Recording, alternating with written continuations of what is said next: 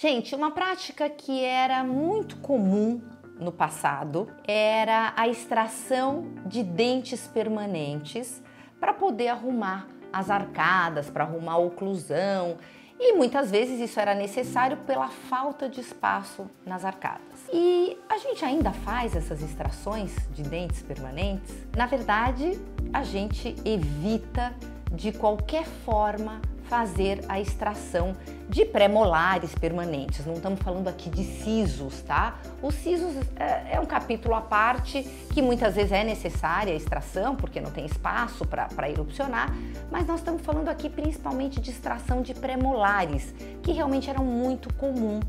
Por quê? Porque a criança começava a tratar os dentes depois que todos os dentes permanentes estivessem na boca. E isso normalmente era lá para os 13, 12, 13, 14 anos de idade. E aí os dentes já estavam apinhados, né, encavalados, como a gente chama, não tinham espaço suficiente, a criança praticamente não tinha mais crescimento da face, então a gente não tinha como abrir essas arcadas e a solução que se tinha era a extração de dentes permanentes. Hoje a gente evita isso ao máximo porque realmente é uma mutilação, então a gente não quer esse tipo de procedimento, realmente só se for em último caso. Mas a melhor forma para que a gente não tenha que extrair ou pensar numa extração de pré-molares e que essa extração vai trazer problemas importantes, pode trazer problemas importantes, como a diminuição do espaço para a língua, trazer problemas de fala, de deglutição, eventuais problemas na articulação, enfim, a gente quer evitar essas extrações. E para que a gente possa evitar essas extrações, o ideal é a gente fazer uma expansão das arcadas enquanto a criança ainda está crescendo.